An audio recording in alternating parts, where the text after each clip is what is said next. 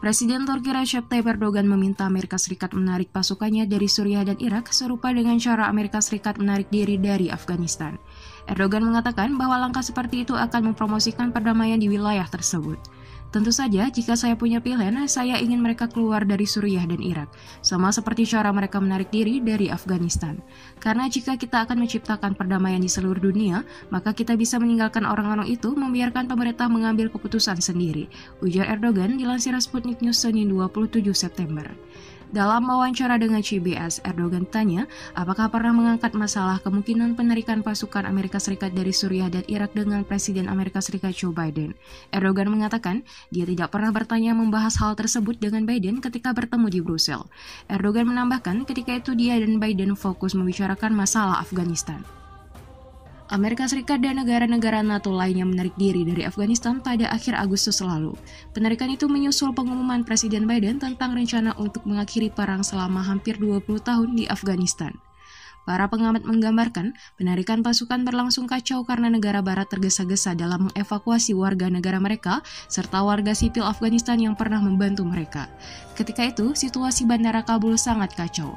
Hampir semua warga Afghanistan pro-barat berebut untuk keluar dari negara mereka karena takut dengan pemerintahan Taliban. Saat ini diperkirakan ada 2.500 tentara Amerika Serikat di Irak yang membantu pasukan lokal untuk melawan ISIS. Presiden Biden mengatakan misi Amerika di Irak akan berakhir pada akhir tahun ini.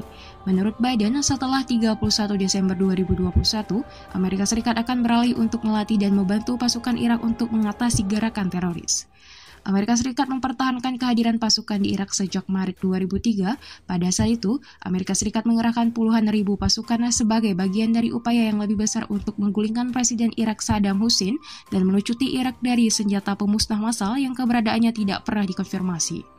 Pada 2017, Irak dan Amerika Serikat mengumumkan bahwa ISIS telah dikalahkan, tetapi pasukan tempur Amerika tetap berada di Irak. Amerika Serikat membenarkan bahwa kehadiran mereka bertujuan untuk mengatasi ancaman yang muncul dari sisa-sisa kelompok teroris.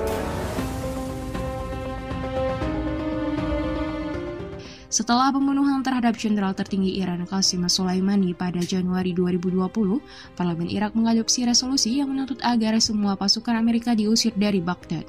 Sejak saat itu, Pentagon mulai mengurangi jumlah pasukan dari 5.300 menjadi 2.500. Sementara, Amerika Serikat tidak pernah menerima mandat Dewan Keamanan PBB atau undangan dari Suriah untuk mengirim pasukannya ke negara tersebut.